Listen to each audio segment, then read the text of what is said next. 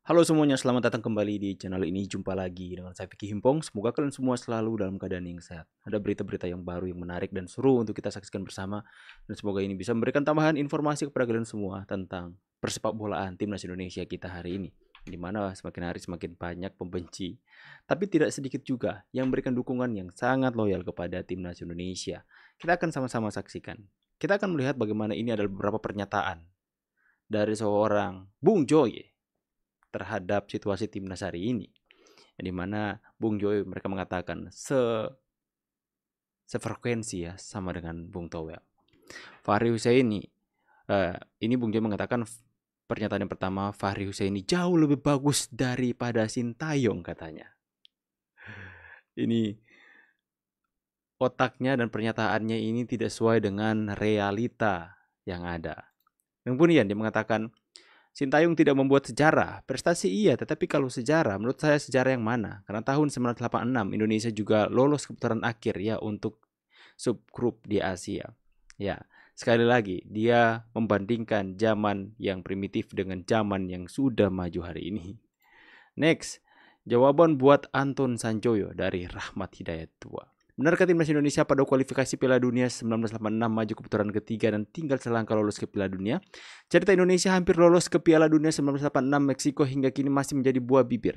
Langkah tim Garuda yang kalah itu dilatih Sinyo Aliando katanya terhenti di fase akhir penyisihan zona Asia. Pada kualifikasi Piala Dunia 1986 putaran pertama, timnas Indonesia berhasil menjadi juara subgrup 3B. Indonesia berada satu grup bersama Thailand, India, dan Bangladesh. Di fase tersebut Indonesia meraih kemenangan beruntun yakni melawan Thailand 1-0 dan Bangladesh 2-0. Timnas Indonesia menelan kekalahan 1-2 pada laga berikutnya melawan Bangladesh, namun kemudian meraih 4 poin melawan India. Dari 27 negara Asia yang ikut kualifikasi Piala Dunia 1986, Timnas Indonesia yang dikenal dengan nama Timnas PPD pra Piala Dunia berhasil menjadi juara subgrup bersama dengan 8 negara terbaik lainnya. Juara tiap subgrup maju ke putaran kedua. Memasuki putaran kedua zona B AFC kualifikasi Piala Dunia 1986, timnas Indonesia bertemu Korea Selatan dan sistem home and away. Indonesia kalah 0-2 pada pertemuan pertama, 21 Juli 1985 di Seoul. Kemudian pada pertemuan kedua, 30 Juli 1985 Indonesia kalah 1-4 di Stadion Utama Gelora Bung Karno. Sebagai timnas, sehingga timnas PPD gagal ke putaran ketiga menuju pentas Piala Dunia 1986. Pertanyaannya, apakah benar Indonesia cuma butuh satu kemenangan untuk lolos? Jawabannya tidak benar. Ya, sekali lagi Bung Joy sama sekali tidak mengerti sejarah, ya, tidak paham sejarah. Makanya ini membuktikan ya, seorang membuktikan hal ini ya. Penentuan siapa yang akan mewakili Asia pada Piala Dunia 1986 akan terjadi pada babak atau putaran ketiga pra Piala Dunia 1986. Sebab 4 tim tersisa akan memperebutkan 2 tiket ke Meksiko. Jadi pada kualifikasi Piala Dunia tahun 1986, Indonesia hanya mampu maju sampai fase kedua, gagal lolos ke fase ketiga karena kalah lawan Korsel. Oleh karenanya berita yang menyatakan bahwa timnas Indonesia pada tahun 1986 masuk ke fase atau putaran ketiga seperti era Marcelino CS dan tinggal selangkah lolos ke Piala Dunia 1986 adalah tidak benar. Nah kan, penentuan siapa yang akan mewakili Asia pada Piala Dunia 1986 akan terjadi pada babak atau putaran ketiga pra Piala Dunia 1986. Jadi apa yang dikatakan oleh Bung Joy hari ini hanyalah bentuk kebencian dan iri hati kepada pencapaian Sintayong hari ini yang membawa Indonesia, timnas Indonesia mencetak sejarah masuk ke putaran ketiga dan selangkah lagi masuk ke dalam Piala Dunia. Nah, mereka sampai memutarbalikkan sejarah. Ini orang-orang ini bahaya teman-teman ya. Mereka mengatakan lolos ke Piala ketiga setelah di cross check, cari tahu masih ada pertandingan lagi, bukan selangkah. Itu masih fase kedua, bukan fase ketiga. Nah, loh. Netizen sekarang emang gampang dibodohi. Dunia sekarang sudah bisa untuk kita bisa mengakses informasi secara apapun, kita bisa mengakses. Jadi jangan asal-asal comot, jangan asal-asal ngomong ya. Ini Bung Joy ini ya. Periode berikutnya, ketum PSSI diduduki oleh Lanyala Mataliti. Nah, salah satu orangnya yaitu Bung Toel. Ya, Bung Toel. Saat itu dirinya menjabat sebagai juru bicara PSSI di era Lanyala Mataliti. Di tangan mereka, prestasi timnas pun semakin redup, mulai dari mendapatkan pembekuan FIFA pada tahun 2015, kalah di Piala AFF pada tahun 2016 dan 2017, kalah dalam 4 pertandingan, termasuk kekalahan di kandang saat melawan Malaysia. diikuti oleh kekalahan kandang dari Vietnam untuk pertama kalinya di setiap turnamen kompetitif di kualifikasi Piala Dunia Zona Asia 2022. Yang paling saya ingat, kejadian sangat memalukan bro, yaitu pada tahun 2012 saat kualifikasi Piala 2014 melawan Bahrain. Kita dibantai 10-0. Oh, 10-0. Ya, begitulah jika posisi strategis diduduki oleh orang yang tidak kompeten, bahkan mungkin tidak paham bola sama sekali. Ini ya, saya pikir Bung Towel yang keluar-keluar hari ini kepada pencapaian timnas hari ini, ya kalau dia nggak pernah ada dalam posisi strategis dalam PSSI, ini jubir PSSI loh, ya. Mereka orang-orang yang pada era Bung Towel itu malah dalam kepemimpinan mereka, dalam mereka menempati posisi-posisi di PSI. Ini timnas Indonesia mengalami kemunduran, mengalami dipermalukan, dibekukan, sudah disampaikan dalam berita ini tadi teman-teman ya. Makanya saya heran apa yang mereka mau cari. Ya, dengan pencapaian hari ini timnas Indonesia begitu luar biasa, mereka sama sekali nggak mau mengakui. Mereka nggak mau untuk memuji. Bahkan mereka menganggap diri mereka lebih baik. Padahal kalian bisa melihat netizen itu berbondong-bondong mengungkap bahwa betapa bobroknya mereka dalam kepemimpinan, dalam mereka berada dalam PSSI. Beruntung kita hari ini itu orang-orang yang ada di dalam PSSI adalah orang-orang yang bisa berkompeten, orang-orang yang mengerti, orang-orang yang paham dengan bagaimana membangun sepak bola dalam Indonesia. Ya, ini bikin malu ya. Bung Towel. Si Towel berulah lagi guys, makin lama makin lucu memang ini orang.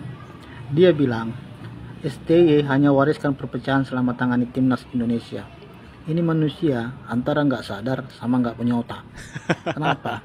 Justru STY mempersatukan ya, supporter Indonesia itu menyatu karena keberhasilan yang dibuat STY. Kenapa saya bilang begitu?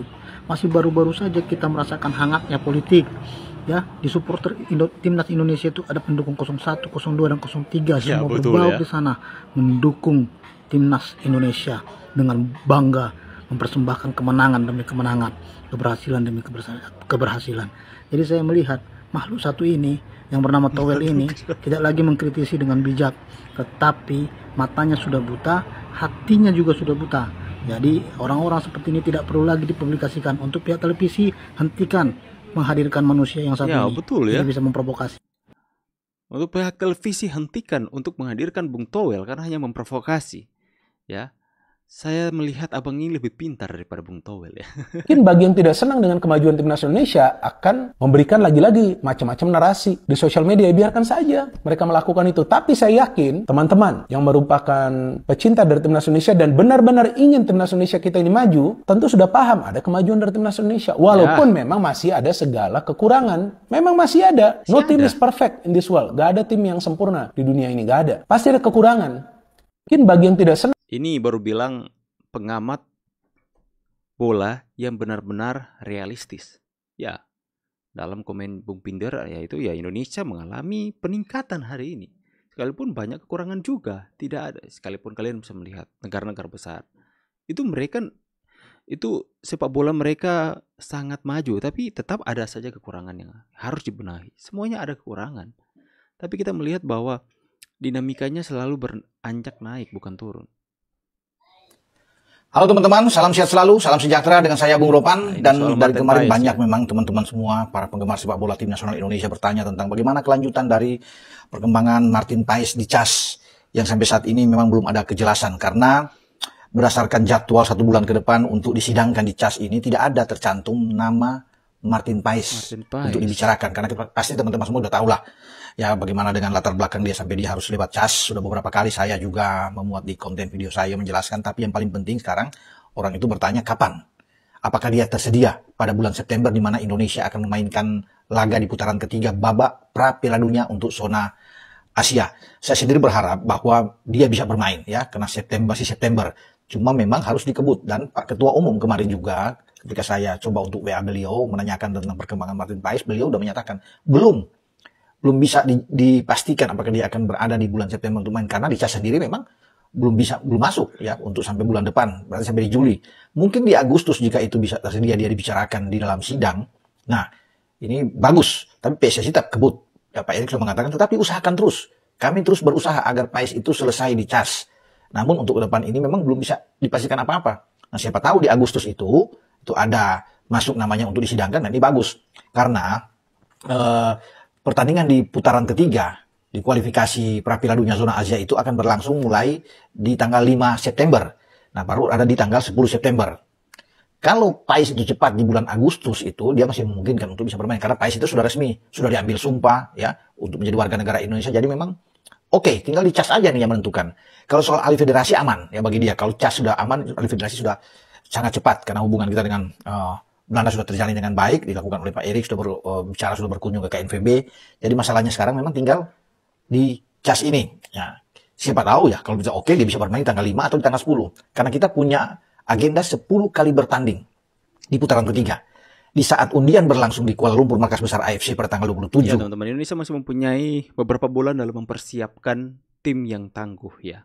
Karena melihat lawan-lawan kita adalah raksasa-raksasa Asia, nah, dimana kita bisa melihat bahwa Vietnam, Thailand yang sempat lolos ke putaran ketiga dalam beberapa waktu lalu itu menjadi juru kunci, menjadi bulan-bulanan raksasa-raksasa Asia yang dalam grup.